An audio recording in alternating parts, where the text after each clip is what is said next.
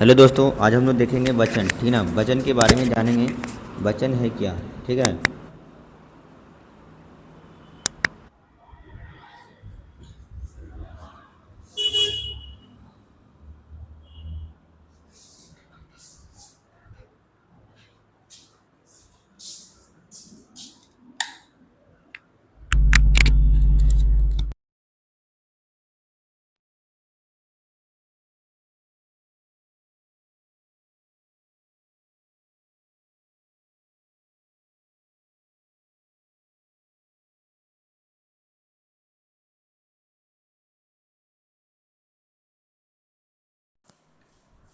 वचन के बारे में आज हम लोग देखेंगे। ठीक है, वचन है क्या? ठीक ना।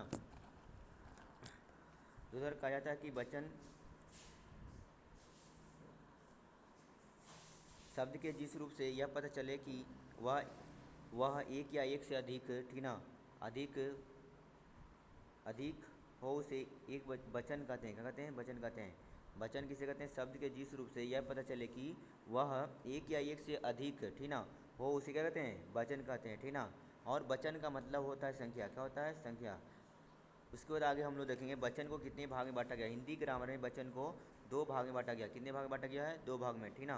पहला कहा जाता है कि एक वचन। क्या है? एक वचन। दूसरा क्या है? बहुवचन। ठीक ना। एक वचन होता है क्या? शब्द के जिस रूप से एक ही प्राणी या वस्तु का बोध होता है, ठीक ना, उसे कहते हैं एक वचन। क्या बोलते हैं? एक वचन बोलते हैं। जैसे में लड़का हो गया, गाय हो गया, कलम हो गया, घड़ी हो गया, ठीक ना। ये सब चीज़ हम लोग जाने देखेंगे एक वचन में। ठीक ना। आगे है बहुवचन। बहुवचन में पढ़ा जाता है शब्द के जिस रूप से एक से अधिक प्राणी या वस्तु का बोध होता है, ठीक ना, उसे कहते हैं बहुवचन। जैसे में लड़के हो गया, कलमे हो गया, घड़ियाँ हो गया, पुस्तक हो गया, ये सब जो होता है बहुवचन में। ठीक ना। आगे हम लोग देखेंगे बहुवचन के कुछ कुछ नियम, जिसमें आ को ए में बदल दिया जाता है। आ को किस में बदल जाता है? ए में बदल दिया जाता है। ठीक ना। जैसे में कह देगा कि लड़का, तो लड़का क्या बनेगा? लड़के। क्या होगा? लड़के। ठीक ना। उसके बाद बेटा का चेंज करेंगे तो क्या हो जाएगा? बेटे। ठीक ना। उसी प्रकार हम लोग देखेंगे अंक्रांत स्त्रीलिंग शब्द में, अक्रांत कोटि में स्त्रीलिंग शब्द में देखेंगे अ के साथ क्या हो जाएगा? ए हो जाएगा। ठीक ना। या फिर या हो जाएगा, ठीक ना, जुड़ जाता है तो उसके जैसे पुस्तक क्या हो जाएगा? पुस्तकें। रात क्या हो जाएगा? रातें। चिड़िया चिड़िया चिड़िया क्या हो जाएगा? चिड़ियाँ। इसी प्रकार हम लोग देखेंगे इक्रांत स्त्रीलिंग शब्द में ई का या हो जाता है। ठीक ना। नदी का हो जाएगा? नदियाँ। लड़की का हो जाता है? लड़कियाँ। ठीक ना। आगे हम लोग देखेंगे परीक्षा के टिप्स के लिए, ठीक ना, कहा जाता है कि आदर के लिए, ठीक है, बड़ों के लिए हमेशा बहुवचन का प्रयोग होता है। जो बड़ा होते हैं व्यक्ति, उसको लिए बच बड़ों के लिए हम लोग क्या चीज़ का प्रयोग करते हैं? बहुवचन का प्रयोग करते हैं। जैसे जैसे पिता जी आ रहे हैं, ना कि ऐसे बोलना है, ना कि आ रहा है, मतलब कि हम लोग बड़ों के लिए आदर से बात करेंगे। ठीक ना।